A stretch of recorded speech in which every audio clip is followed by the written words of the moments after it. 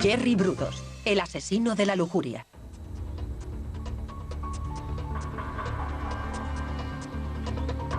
El 10 de mayo de 1969, dos hombres hacen un escalofriante descubrimiento en el río Long Tom de Oregón. Oscilando en la corriente, el cuerpo de una joven parece sujeto al fondo del río. Habían desaparecido 3 o 4 chicas jóvenes y se vivía una sensación de histeria en esas poblaciones. Habían desaparecido 4 mujeres y el cadáver confirmaba el peor temor de la familia. Era Linda Sailey. Linda Sailey había sido secuestrada en una zona comercial, un gran centro comercial de Portland.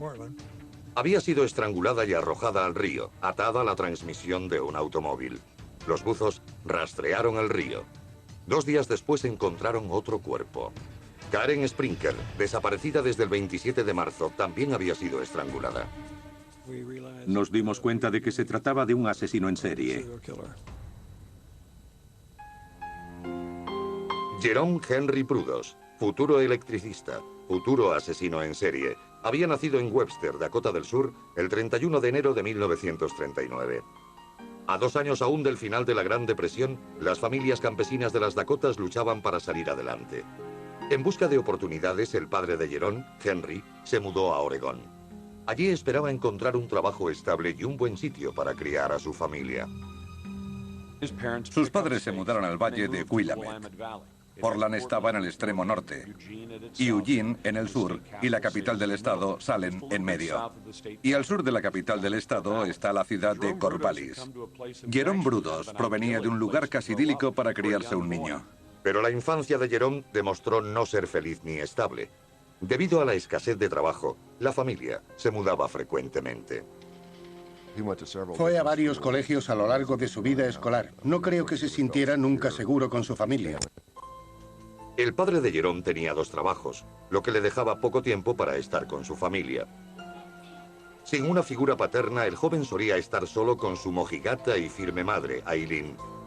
Propensa a diatribas emocionales, Eileen no ocultaba su asfixiante amor por su hijo mayor Larry o su profundo resentimiento por el pequeño Jerry. La madre de Jerome Brudos realmente quería tener una hija. Sabemos de familias o padres que dicen, quiero un hijo. Pero imaginen una madre que dice, quiero una niña, no quiero un niño.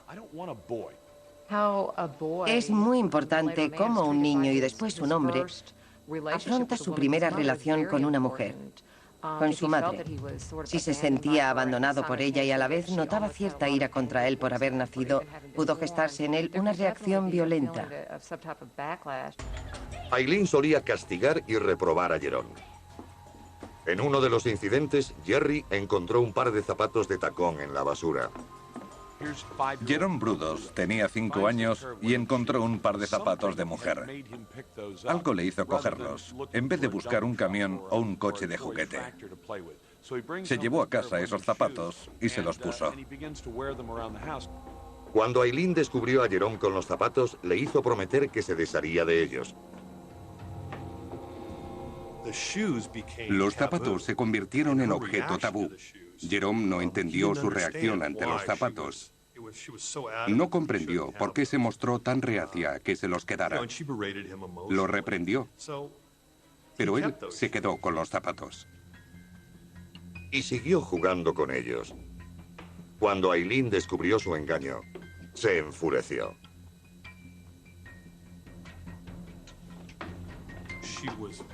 Perdió el control y quemó los zapatos delante de él. Recibió ese mensaje de su madre, un mensaje de profunda desaprobación. Estaba mal hecho, era algo desagradable, sucio y no debía volver a hacerlo. Eso alimentó su furia y probablemente hizo que empezara a sentirse indefenso y vulnerable. Eso, combinado con la ira y la frustración, pueden llevar más adelante a la destrucción. Lejos de disuadirle, la reacción de su madre alimentó su fijación. El calzado se convirtió en el centro de su sexualidad emergente. Empezó a asociar ese despertar sexual con la agresividad, con ese aspecto prohibido de los zapatos. Y eso engendró en él un fuerte fetichismo. Se mudaron en 1955 y sus primeros vecinos fueron una familia con hijas adolescentes. comenzó a permitirse ciertas fantasías. Con 16 años, Jerome se obsesionó con las mujeres jóvenes, llegando a robarles la ropa del tendedero. Era su manera de satisfacerse sexualmente. Jerome era un joven de aspecto normal. No habría llamado la atención de las chicas de su edad. Cuando la policía se enteró de los robos, Jerome vio su oportunidad. Se lo contó a una de las vecinas que trabajaba con la policía. La convenció de que fuera a su casa para hablar de los robos. Cuando llegó, la saludó y después desapareció. Jerome fue a otra habitación, se puso una máscara y volvió. El enmascarado le puso un cuchillo en la garganta y le ordenó desnudarse. Tuvo que desnudarse. Él le hizo fotos y salió de la habitación. Cuando la aterrada joven huyó de la escena, Jerome le suplicó que volviera, alegando que un extraño le había encerrado en el granero. Intentó convencerla de que él no era el culpable. La joven dudó de Brudos, pero decidió no denunciarlo. Jerome se envalentonó. Un día, mientras acompañaba a una joven, se detuvo en una granja abandonada. Allí la ordenó desnudarse. Cuando se negó, Brudos se enfureció. La desnudó él mismo y la golpeó. Fue sádico y violento. Estaba en plena pubertad cuando empiezan a gestarse los aspectos más violentos de la personalidad. Una pareja que pasaba por allí vio la pelea y llamó a la policía. Le arrestaron. Confesó y entonces encontraron sus cosas: los zapatos, la ropa interior y la cámara. Los investigadores descubrieron fotos de la vecina de Jerome desnuda. La interrogaron y ella describió el ataque. La policía supo que había arrestado a un adolescente perturbado. Pero nadie sospechaba los horribles crímenes que podía perpetrar este pecoso. Y cuando lo liberaran, Jerome Brudos y sus inquietantes fantasías sexuales entrarían en una espiral sin control.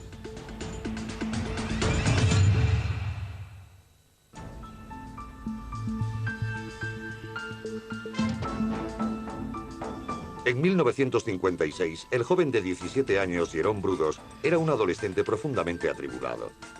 Era fetichista de los zapatos y ropa interior de mujer que robaba y vestía en secreto.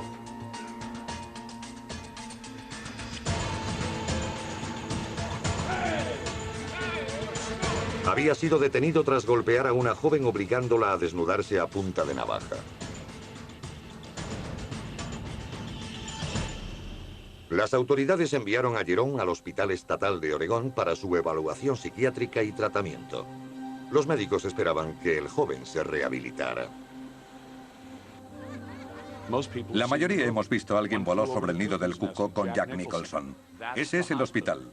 Ese es el edificio en el que lo internaron. Si recordamos el tipo de patología que se describía en esa película, vemos que ese es el entorno en que se desarrolló el joven Jerome. Jerome les contó a los psiquiatras una horrible fantasía. Veía una prisión subterránea donde escondía a chicas secuestradas. Se imaginaba celdas donde poder meter a las chicas cuando quisiera. Estos deseos nacidos de la mente perturbada de un fetichista no alarmaron a los psiquiatras de Jerome. Desgraciadamente, los expertos no supieron ver su maldad. Le dejaban ir al colegio durante el día y volver al hospital por la noche. Y cuando se sentaron a estudiar lo que había hecho y cómo se comportaba, lo encontraron bien. No sufría ninguna enfermedad permanente. Era la misma explicación que les daban a los padres. Era una fase. Se le pasaría. Enero de 1957. Tras 9 meses en el hospital de Oregón, los psiquiatras le diagnosticaron esquizofrenia fronteriza. A pesar de este diagnóstico, lo consideraban apto para vivir en sociedad y lo pusieron en libertad. Brudos volvió a casa para terminar el instituto. Aunque demostraba una gran inteligencia, destacando en electrónica, le faltaba motivación para alcanzar el éxito. Fue uno de los últimos de su clase. Tras fracasar buscando trabajo, se alistó en el ejército en 1959. El ejército lo envió a Fort Ord, en la bahía de Monterrey, California. Termina yendo al ejército y sigue teniendo extrañas fantasías y ensoñaciones que no son reales. Tiene que ir al psiquiatra y el médico decide que es peligroso dejarlo en el ejército y que hay que expulsarlo. Dado de baja en el ejército por sus peculiares obsesiones, regresó a Oregón a vivir con su madre. Tuvo una fría acogida. Aileen insistió en que Jerome durmiera en la leñera detrás de la casa. Pronto volvió a caer en sus antiguas costumbres, robar zapatos y ropa interior femenina. Y como aumentaba la obsesión, volvió a atacar a mujeres. A plena luz del día intentó secuestrar a una mujer que trabajaba para la compañía telefónica. Volvía de comer y la abordó cuando se disponía a entrar en su oficina. Cuando ella se resistió, él le puso las manos alrededor del cuello e intentó asfixiarla. Cayó al suelo inconsciente, le quitó los zapatos y la dejó allí. Lo que crecía dentro de su cabeza empeoraba cada vez más porque, como suele ocurrir con las obsesiones, las primeras cosas que te sientes obligado a hacer parecen satisfacer sexual o psicológicamente. Pero llega un punto en que no basta y hay que hacer más. Jerome Brudos, aún virgen, no sabía cómo hacer más. Desde que se mudó a casa trabajaba como técnico en una emisora de radio local. Un amigo del trabajo le organizó una cita con una joven de 17 años llamada Ralphine. Fue la primera cosa positiva, el primer comportamiento social interactivo que desarrolló. Ralphine quedó entusiasmada con el que parecía un hombre responsable a sus 23 años. Él le demostró cariño y un gran afecto. Cuando Ralphine se quedó embarazada, sus reacios padres consintieron el matrimonio. La pareja se casó en la primavera de 1962. Al principio Ralphine, joven e ingenua, obedecía a las exigencias de un marido mayor y muy controlador. Hacía cosas como decirle que paseara por la casa, hiciera las labores domésticas y cocinara desnuda con tacones altos. Jerome también prohibió a Ralphine entrar en su taller del sótano. Allí construyó una habitación oscura para revelar fotos impúdicas. Había fotos de Ralphine a medio vestir y desnuda, o vestida con ropa robada. En Ralphine, Jerry había encontrado a una muñeca cautiva con la que siempre había soñado. Al principio, la dócil e inexperta joven no pensaba demasiado en sus extrañas exigencias. La gente busca siempre lo mejor en otra gente. Tendemos a pasar por alto los malos modos o comportamientos extraños de los nuestros. Cuando te casas con alguien así, intentas protegerte. Jerome no lograba conservar su trabajo y la familia se mudaba constantemente. Poco a poco, Ralphine se fue volviendo más autoritaria. Se negaba a ser fotografiada o a participar en los juegos de Jerome. Como Ralphine se le escapaba, Jerome buscó otros modos de satisfacer sus fantasías sexuales. Se vestía en secreto con ropa de mujer y a menudo llevaba ropa interior femenina bajo su atuendo de trabajo. Para alimentar su fetichismo, Brudos robaba ropa a las mujeres que le gustaban. Psicológicamente, robar ropa de mujer le da la sensación de controlar a esas mujeres, te gusten o no. Y un encuentro fortuito en las calles del centro de Portland le proporcionó un objetivo. Vio a una joven muy atractiva en el centro de Portland y la siguió un par de manzanas hasta que tomó un autobús. Él subió con ella y la siguió hasta su casa. Brudos observó cómo la mujer entraba en su apartamento y esperó hasta que se fue a la cama. Entró en el apartamento y le robó ropa. Ella se despertó. Él saltó a la cama, la estranguló y la violó. Con la violación, Jerry daba un paso más en su mundo de fantasías sádicas. El siguiente paso sería demasiado fácil.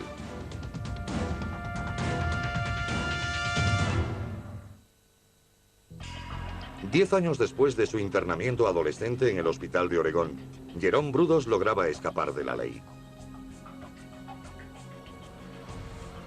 En 1967, el electricista, esposo y padre de 28 años, parecía un ciudadano modelo. Pero bajo esa superficie fermentaban deseos inquietantes y violentos. Poco después del nacimiento de su segundo hijo, Brudos, atacó y violó a una mujer.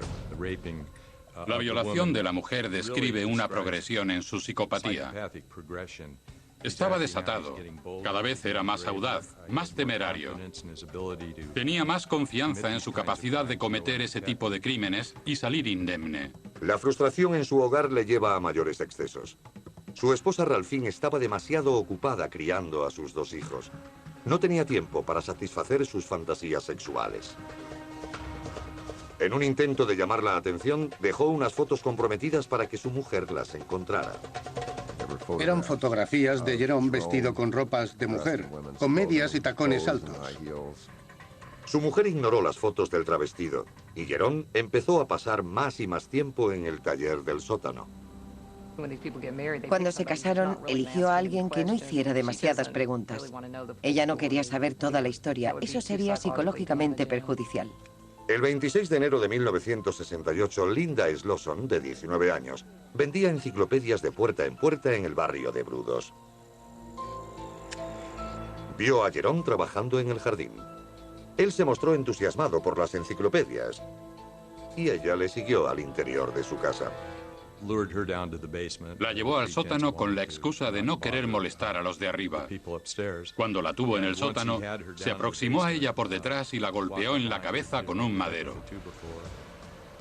El golpe no la mató. Brudos terminó la faena estrangulando a Linda hasta dejarla sin vida. Después, subió y le dio a su esposa dinero para que se llevara a los niños a comer fuera. El sello característico de la psicopatía es esa falta de empatía, la sensación de tener derecho sobre algo, el narcisismo. La mayoría de los asesinos en serie son psicópatas. Es el trastorno de la personalidad que les permite cometer un homicidio y continuar la vida con su familia como si nada hubiera ocurrido. Con su familia fuera de casa, Jerome podía dar rienda suelta a sus fantasías sexuales con su víctima. Para algunos asesinos en serie, lo bueno es la interacción con el cadáver y el control y la cercanía que tienen con él. Porque cuando la víctima está muerta, tienen el control absoluto sobre ella. Eligiendo de su colección de ropa interior femenina, Jerome le puso tacones altos y lencería e hizo numerosas fotos. Cogió una sierra y le cortó uno de los pies. Lo guardó como trofeo. Lo metió en el congelador. Periódicamente lo sacaba. Era un objeto fetiche para él. Le ponía un zapato de mujer y se masturbaba. Se excitaba con él. Por la noche, mientras su familia dormía, Jerome metió el cadáver de Linda Slosson en su coche. Ató el cuerpo a la transmisión de un automóvil y lo arrojó al río Lonton.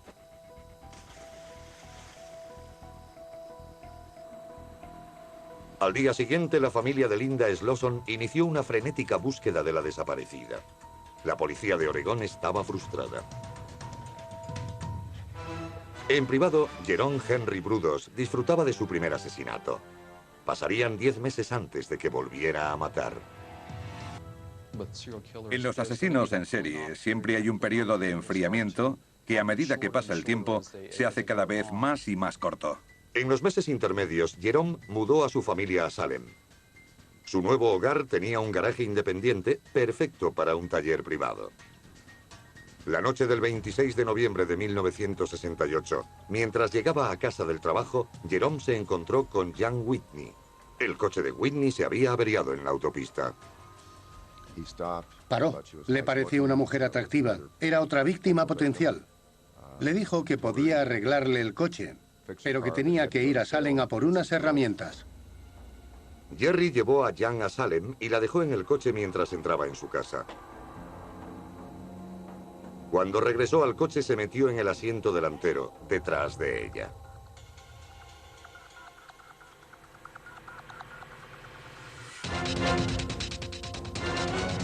Cogió una correa de cuero y la estranguló con ella. Abrió la puerta del coche y la cerró de manera que la correa quedó fija alrededor de su cuello y cometió atrocidades mientras ella moría. Brudos violó a la moribunda en el asiento delantero del automóvil familiar. Jerome Brudos y sus enfermos deseos le llevan a lugares donde nunca había estado antes. Estaba violando a una mujer muerta. Al final, la dejó colgando de un gancho como un trozo de carne en su garaje. También hay una subyacente corriente de violencia y furia en él. La mala relación con su madre le hace sentir ira. No es lo que ella quiere y eso le da vergüenza. Esa vergüenza va unida a su sexualidad porque su madre no quería que llevara zapatos de mujer y transfería esa representación de la sexualidad al resto de las mujeres de la sociedad. Brudos mantuvo el cadáver de Jan Whitney colgando del garaje durante 5 días, violándola repetidamente. Jerry Brudos era un asesino lujurioso. Ese tipo de asesinos mata y mantiene relaciones sexuales con los muertos. La necrofilia es otra de sus motivaciones.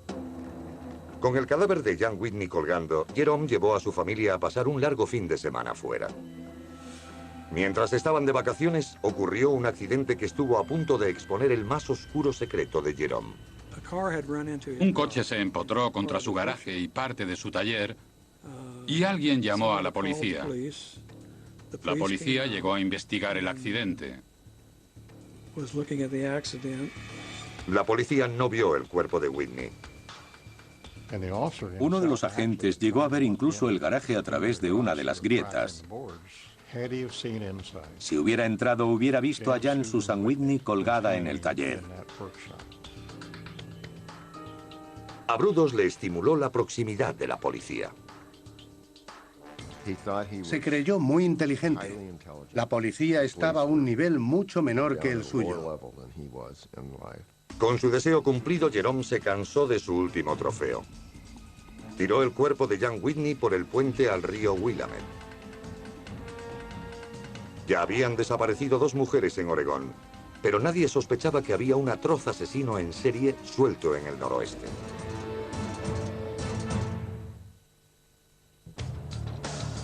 En la primavera de 1969, 2 mujeres de Oregón habían sido asesinadas a manos de Jerome Brudos. Ambos cuerpos habían sido violados y mutilados. Los asesinatos habían seguido a sendos encuentros con Brudos. Sus fantasías lo habían convertido en un asesino en serie. El electricista de 30 años esperaba que las mujeres llegaran a él, pero estaba a punto de empezar a cazar a sus víctimas. Imaginen lo audaz que se había vuelto. Ya había violado, había matado, había robado ropa de mujer, había hecho todo eso y parecía querer hacer algo mucho más temerario. El 27 de marzo eligió un lugar tranquilo, el aparcamiento de los almacenes Meiker & Frank de Salem. Karen Sprinker, una universitaria, fue la primera mujer a la vista. Los Sprinker vivían al sur de Salem, a unos 3 kilómetros de los grandes almacenes. Ella acudió allí para comer con su madre. En un rincón apartado del garaje, Jerome abordó a Karen y la obligó a meterse en el coche. Llevaba una pistola de juguete. La secuestró con esa pistola y la llevó a su taller. Parece ser que ella hizo todo lo que pudo por salvar la vida.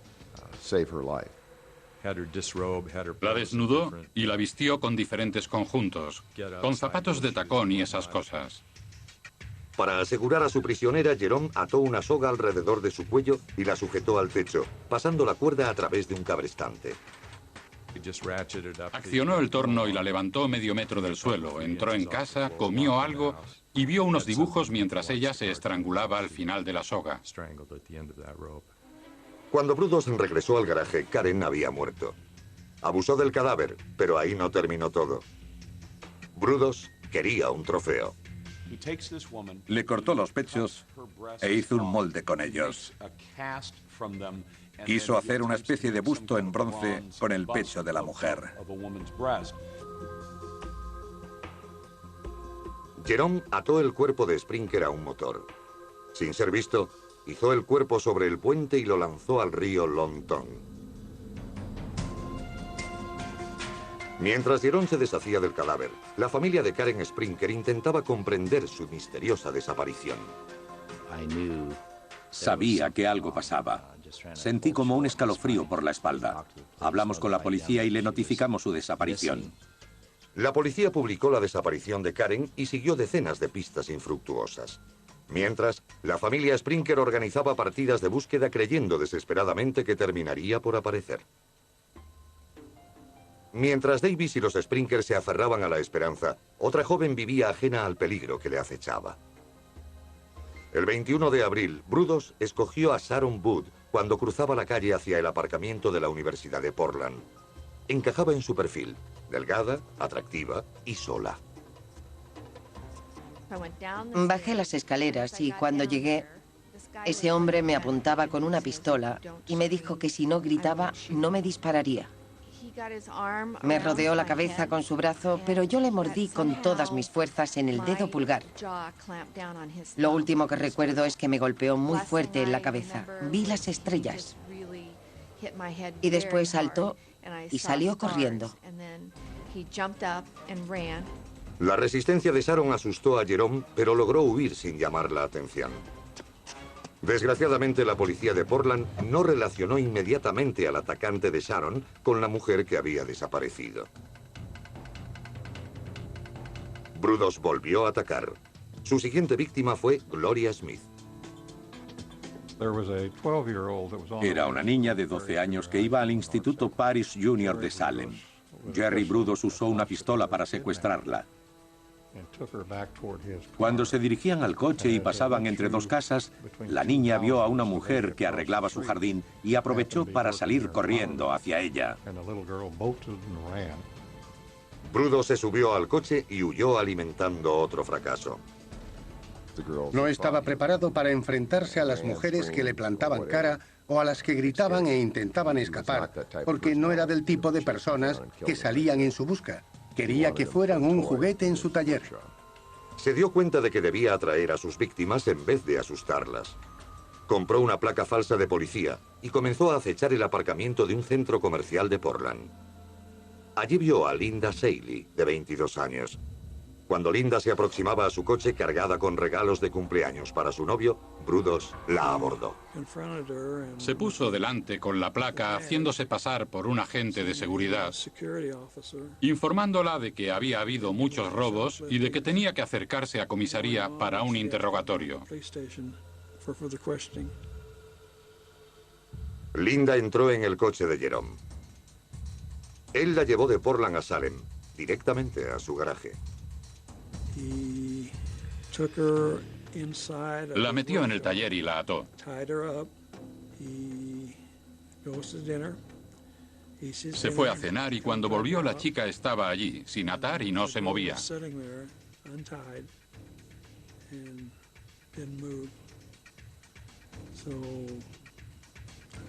Ella debía tener en mente que iba a liberarla.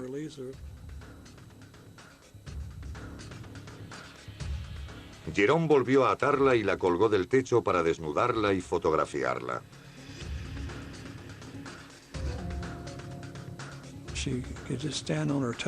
Podía estar de puntillas sin asfixiarse.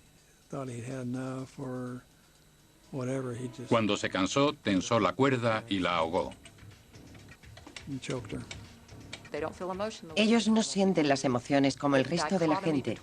La dicotomía de subir y comer con su familia y que hubiera una víctima moribunda en el sótano le hacían sentirse un depredador.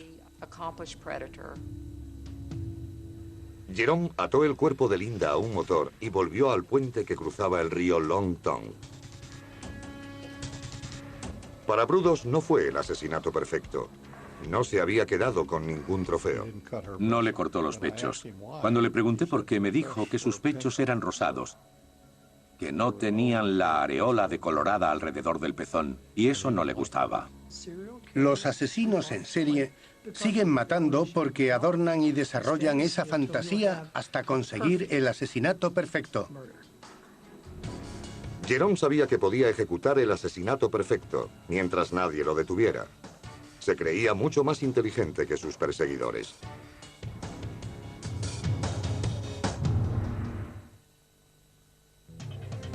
Entre enero de 1968 y abril de 1969, desaparecieron al menos 4 mujeres de Willamette Valley, en Oregón. La policía estaba cada vez más preocupada y frustrada. Aún no sabían que las víctimas estaban muertas. Y que Jerome Brudos, de 30 años, fetichista sexual y violador en serie, las había matado. Pero un sorprendente descubrimiento lo cambió todo. Encontraron 2 de los cuerpos que Brudos había ocultado. El 10 de mayo de 1969, un pescador local descubre el cuerpo descompuesto de una mujer flotando en el río. La policía la identifica como Linda Seeley. La autopsia reveló muerte por estrangulamiento. Había un asesino en serie en alguna parte. En aquel momento no sabíamos mucho más. Tras el descubrimiento del cuerpo de Seeley, los investigadores rastrearon el río. 2 días después apareció el cuerpo de Karen Sprinker, otra de las víctimas estranguladas a pocos metros del de Seeley. Mientras las noticias de los salvajes asesinatos trastornaban a los vecinos, Jerome Brudos se encogía de hombros. Seguía confiado en que ninguna prueba lo relacionaría con los cuerpos. Los cuerpos estaban atados, como una soga con un nudo. El nudo no era normal. Es el que usan los electricistas cuando tiran el cableado de una casa. Mientras la policía buscaba en sus archivos, en el estado de Oregón comenzaba otra investigación. En el colegio al que acudía Karen Sprinker. El Departamento de Policía del Condado de Benton interrogó a varias chicas del instituto para determinar si alguna de ellas se había encontrado con un individuo extraño. Tras hablar con cientos de chicas, los investigadores hicieron un descubrimiento crucial. Una de ellas había tenido una cita con un joven que conducía una ranchera y que tenía mucha ropa de bebé y de niño en el coche.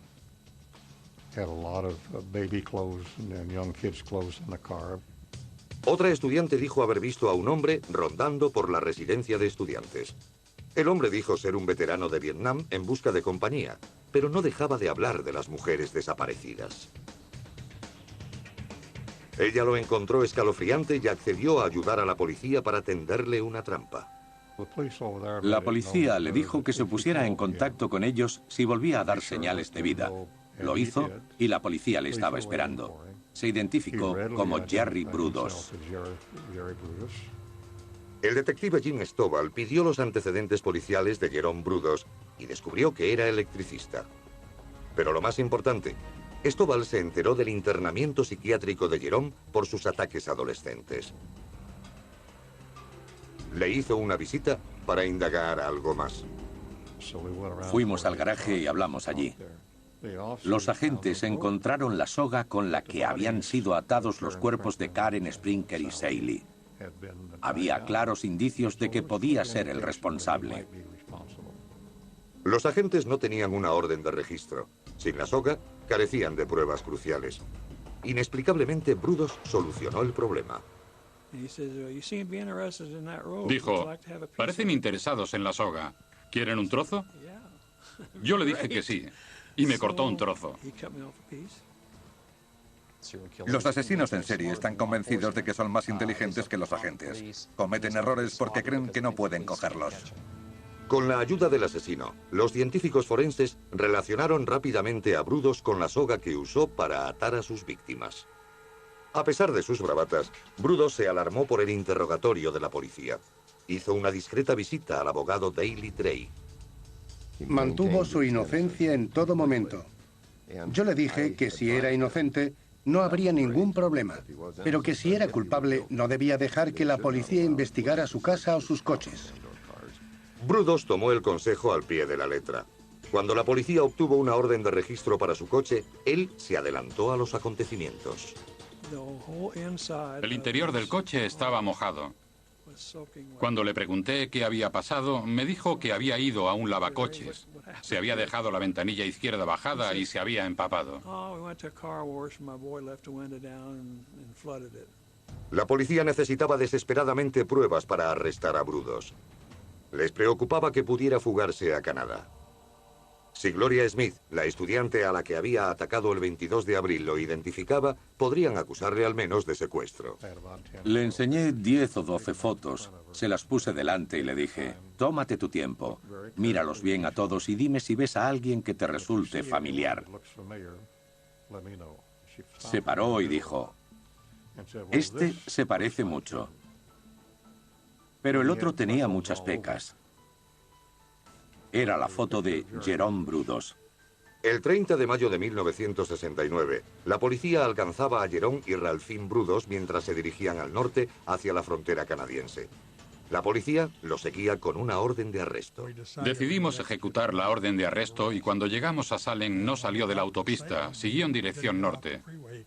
Tuvimos que detener el coche y lo detuvimos. A 400 kilómetros de la frontera, la policía encontró a Brudos oculto bajo una manta en el asiento de atrás. Cuando lo arrestamos y le dimos la ropa de la cárcel, vimos que llevaba panties de seda de mujer. Dijo sentirse más cómodo así. Me llamó desde la cárcel a medianoche y me dijo que lo habían arrestado. Me preguntó si podía ir. Tuvimos una sesión de 5 horas en la que me confesó todos los asesinatos y me contó todos los detalles más escabrosos de cada uno. Drake escuchó asombrado por los crímenes y por la falta de remordimiento de su cliente. Jerome era frío. Carecía de emociones humanas cuando me describió algunos de los crímenes más horribles que haya cometido nadie. Yo le recomendé que guardara silencio, que no tuvieran ningún contacto con la policía. La policía lo tuvo bajo custodia, pero ¿podrían mantenerle allí?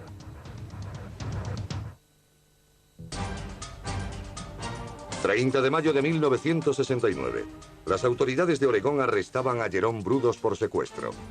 4 cuerpos ahogados, un arma homicida y la identificación positiva de una víctima señalaban a Brudos como asesino. Pero la policía aún necesitaba más pruebas o una confesión. Brudos permanecía en silencio, pero el detective Jim Stovall sabía cómo hacerle hablar. Dijo tener un coeficiente intelectual de 165, así que había que jugar con eso. Dejarle que él fuera el intelectual. Dejar que fuera él el que llevara el interrogatorio, pero manteniéndolo centrado. Stovall hizo preguntas hipotéticas que Brudos no pudo resistirse a contestar. Se acercó a Brudos como un amigo, como una figura paternal, muy compasivo, con cierto cariño. Pero Jim Stovall sabía exactamente lo que hacía, sabía cómo tratarlo. Brudos fanfarroneaba con Stovall, quería impresionarlo y quería su amistad y aceptación. Finalmente desaparecieron todas sus pretensiones y el asesino terminó confesando. Empezó con la primera chica, la joven vendedora de enciclopedias de Portland. Me contó cómo la mató. Luego la chica Larson, Whitney y Saley. Lo que hizo con los cuerpos, todo fue saliendo a la luz. Brudos incluso explicó cosas que la policía no había sido capaz de imaginar. Por ejemplo, las misteriosas quemaduras en el tórax de Saley. Había sido un experimento. Cogió 2 clavos y los clavó uno a cada lado del tórax. Después aplicó corriente eléctrica para ver lo que pasaba. Quiso comprobar si el cuerpo saltaba como una rana en una sartén. Los asesinos en serie necesitan estimulación. Una persona normal se excita con cosas diferentes, pero ellos tienen un nivel más bajo de cortisol y necesitan elevar ese nivel. La manera que tienen de hacerlo es intensificando su comportamiento. Y Brudos no mostraba remordimiento. Disfrutaba matando a esas jóvenes, mutilando los cuerpos. Disfrutaba violando los cadáveres. Le excitaba, le encantaba.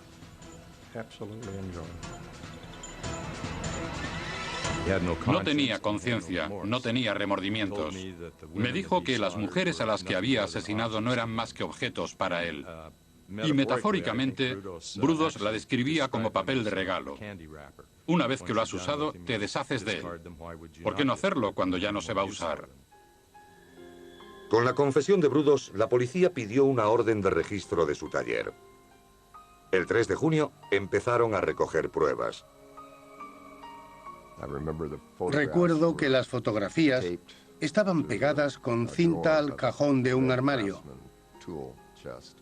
Había fotos de todas las mujeres, vestidas y desnudas, algunas vivas y otras ya muertas.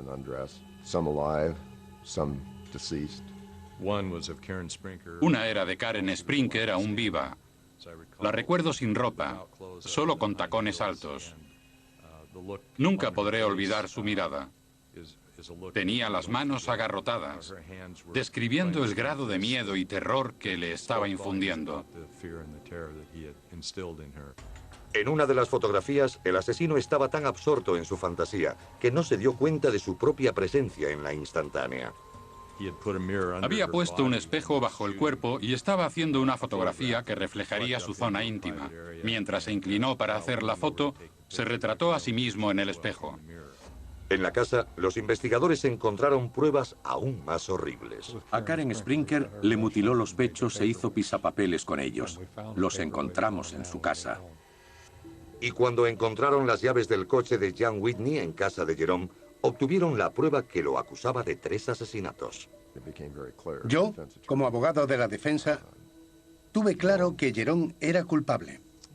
E iba a ser difícil preparar cualquier tipo de defensa legal, como no fuera por enfermedad mental. El 4 de junio de 1969, un equipo de psiquiatras sometía a Brudos a una batería de test. Debía sacarse todos los trucos de la manga. Decir, sí, lo hice, pero estoy loco. Lo hice, pero mi madre me hizo hacerlo. Hubo un total de 7 evaluaciones. Desgraciadamente, todas indicaron que no estaba legalmente loco.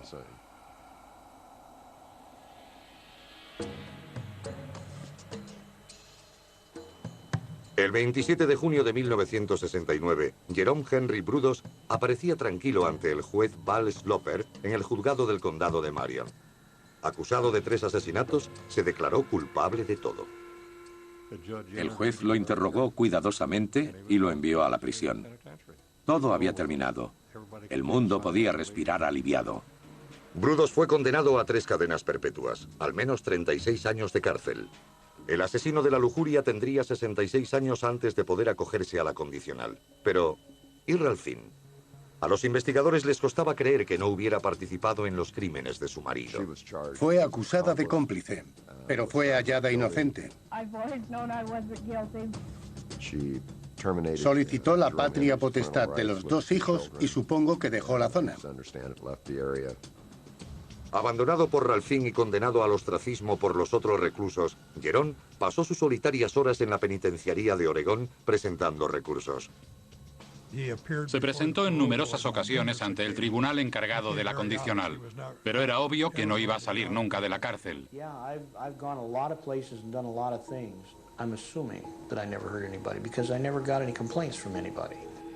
En su celda comenzó su propia biblioteca. Pidió catálogos de ropa y calzado femenino mientras estuvo en prisión, porque su obsesión no finalizó con la condena. Siguió siendo un enfermo entre rejas. Finalmente, Brudos se convirtió en el preso más antiguo de la cárcel de Oregón. Murió de cáncer de hígado a los 67 años, el 29 de marzo de 2006. Jerome Brudos es la encarnación del mal deliberado. Me alegro de que ya no esté aquí. Cuando murió, la vida de Jerome Brudos fue tan insignificante para el mundo como la vida de sus víctimas lo había sido para él. Jerome Henry era como una serpiente con 2 cabezas. Pero nadie sabe por qué Dios creó a una criatura semejante.